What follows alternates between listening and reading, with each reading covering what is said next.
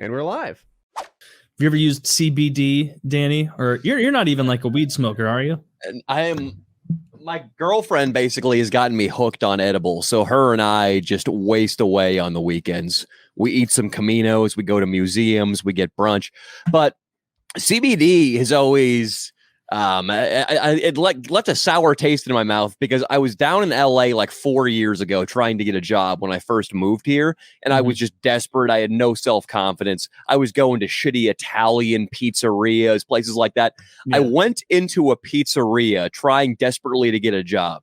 The manager basically said, "You have to work Italian to work here, so we're not going to hire you." Wasn't even qualified enough to make $8 an hour making pies. Yeah. And on the way out, though, one of his buddies was there. He's like, "Hey, kid, take my card." And it was a fucking card for a CBD product of some sort. And he's like, you said you were a comedian, that you were trying to do some sort of YouTube thing. Maybe we can do a brand deal.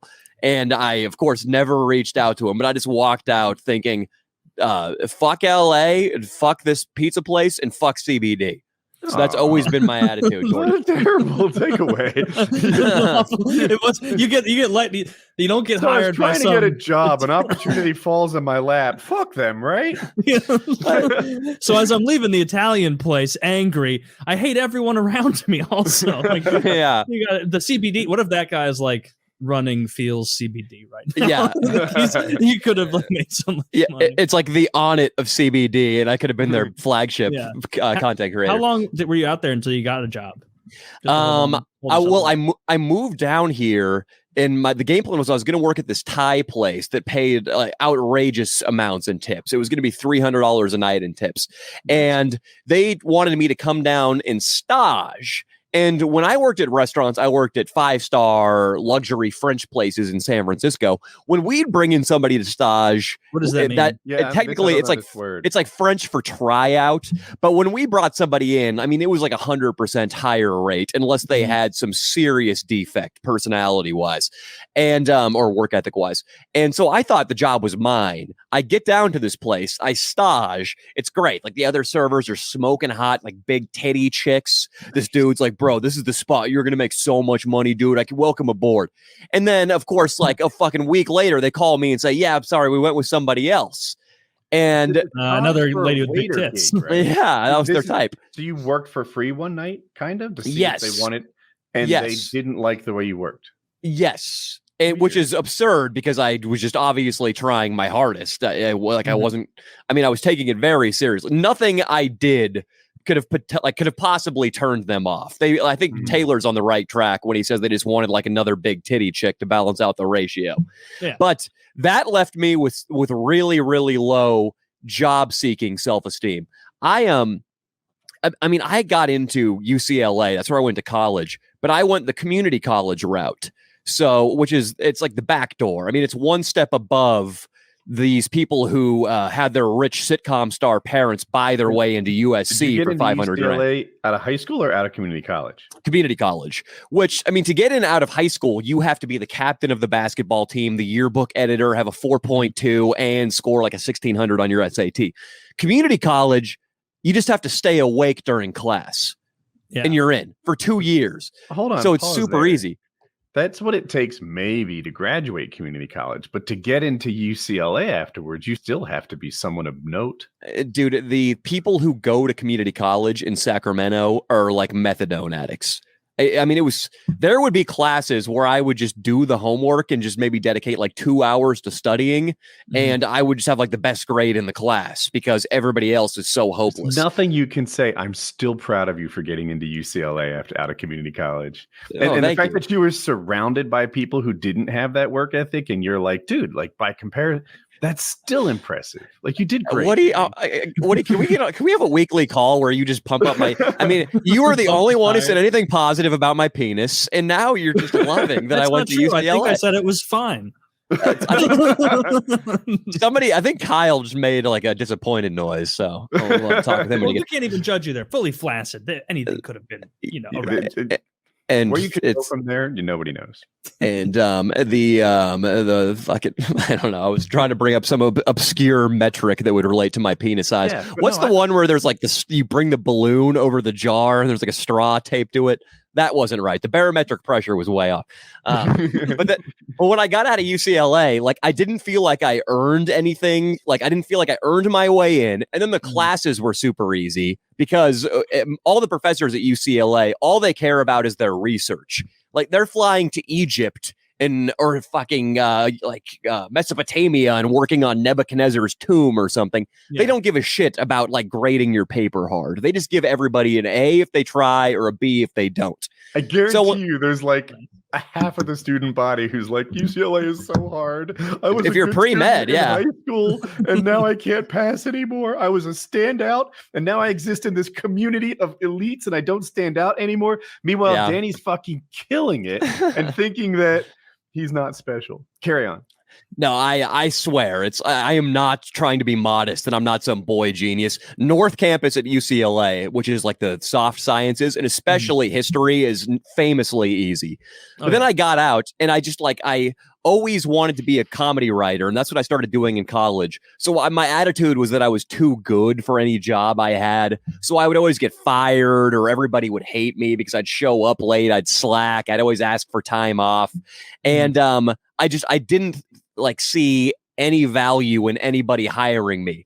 So like I couldn't look the people in the eye when I was getting interviewed because I knew like you're going to regret hiring me. But I have to lie and say you won't right now. But so like when I got down to LA after I got snubbed by the Thai place, I tried some other Italian place, not the pizza parlor, like a luxury Italian place.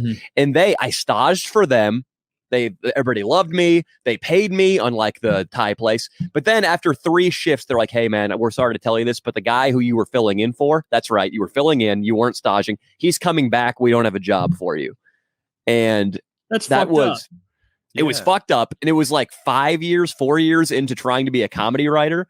And I remember just being in my Mercury Sable on the curb after that at like midnight in the like LA night, just thinking like, dude, you are a fucking loser. And this sucks.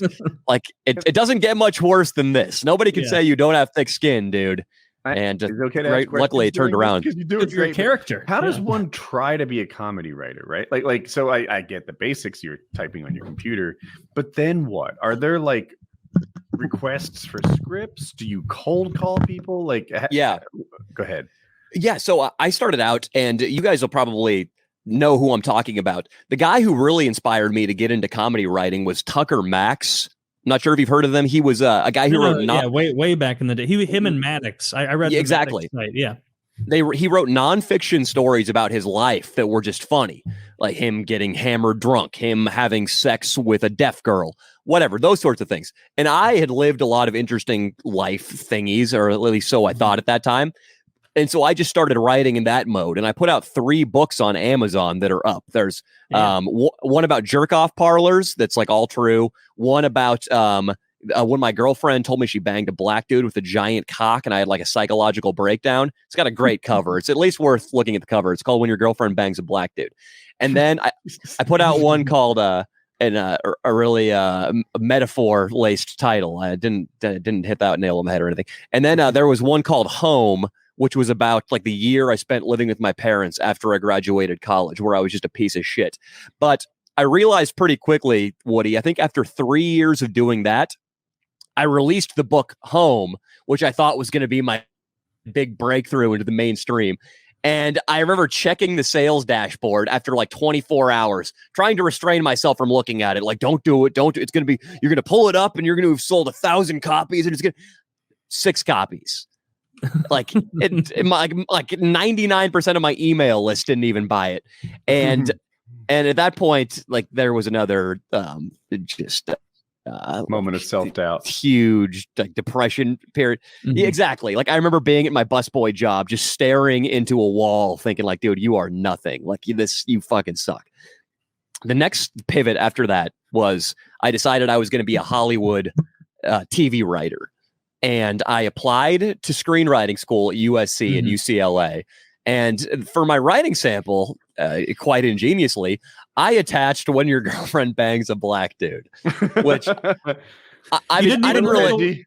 You didn't even put the one that you thought was going to be like your coup de grace. No, I wanted to hook him, Taylor. And when your girlfriend bangs a black, I think you when you made that decision. That was when I was 26. Okay. And what I was really scared about, and what I think it was so true, and I'm really glad I didn't go through with that. Right. Well, first of all, I got aggressively rejected from both USC and UCLA. So let's not make it seem like they were with prejudice. Yeah. Let's not make it seem like I was about to get a staff gig on BoJack Horseman or something. I was very far from that still. But I know for a fact it would have been even worse than working at a big corporation. The level of political correctness that exists in Hollywood circles, I'm reading 1984 right now, and it's insane how prophetic that book is. But there's a chapter that really resonated with me where there's something called the 2 minutes of hate, where everybody in the office, they flash up a picture of the enemy of the state, and everybody has to scream at the screen, which of course... Well, it's Emmanuel Goldstein in that book, but nowadays we will recognize that as Donald Trump. It's like everybody in public, you have to be seen screaming at Trump. Well, that's how it is in Hollywood. Like if you don't send out a certain amount of anti-Trump tweets daily, if you don't have your pronouns in your bio on Instagram, if you didn't put up that fucking black square after the George Floyd thing, like you're going to lose your job or you're never going to get hired again. And I realized fast that I couldn't live in that 1984 world, and that the best way to avoid that is to do what you guys are doing, to just do things on my own. Do your own shit. Oh, yeah. We had a calculated 5-year plan on this thing. Yeah. The meetings that go on behind the scenes. You guys don't even know this show is scripted. Yeah. I sat down with the producer. Every story I've told, I went through with Janice a bunch of times. The show's 4 hours. We've been on here for 12. You know, we have a dry run. Dress rehearsal. Imagine how horrible that would be. We're beginning the dry run of our 4-hour fucking podcast. Yeah, this is really interesting stuff, man. So you went through a huge amount of disappointment and self-doubt. And it seems like not even just self-doubt, like looking at yourself in the mirror, like, you fucking loser, you fucking idiot. What are you doing? Yeah. Did you do anything to pull yourself out of that mentally, or did you just fully pivot to I'm doing my own thing? And or what was kind of what was going to be your breaking point where you're like, I'm going to go get a normal job if it doesn't pan out? Or were you so like, I'm not doing that shit that like, I don't care if I'm making, $30,000 a year for the most niche audiences. I'm not going to do that. I'm doing what I want. Yeah, I think, Taylor, it wasn't really a certain thing, like a precise moment. It just, I'm pretty optimistic generally. And even when I'm really, really fucking bummed out, like, I mean, even if I got completely Alex Jones deplatformed, I would be bummed for a while, but then I would just get to work building my website to restart on a .com. That's how I'm wired. So I always just look, like, if things aren't going well, I'll always just look for the solution and how to fix it. And I started to realize as I got later into my 20s that I wasn't going to be young for very long, and that I wasn't going to be alive for very long either, that life is pretty short, and that I had no interest in working for somebody else. And it wasn't the nature of a job. I mean, I could tell just from the structure of being told what to do and when to clock in and when your vacation is, that I wasn't into those restrictions. Really? That bothers you? Because so you're a self-starter. That's clear to me. Yeah. And I find it interesting that you're like, I cannot come to work when you tell me to. Yeah. When you will obviously go to work when you tell you to. Yeah. Yeah. Yeah. I don't know what it is. I just like getting better at stuff. And I love that YouTube and comedy, it's like, you can't ever stop getting good. That's why I like jiu-jitsu too. That's why people like martial arts. I like progressing. And like, I want to get better at the acting side of comedy, like Taylor is. Like, he can do a bunch of characters. And also, Taylor, this is probably the single forum you could use your skill set. Like, you could never be in a writer's room in Hollywood doing your Indian or your fucking Nigerian character. No, probably not. So it's great. Doing it, don't you think, though? Dude, I mean, at this point on stage doing impressions, I don't think people would like, or people, it would be one of those things where it's like, people laugh at it and they like it. And then one blogger, says they don't. And then their blogger friends promote it. And then there's like a false picture of people are in outrage over XYZ. And it's like, no, it's not. That tweet has 3 likes, you fucking bitch. Like, no, people liked it.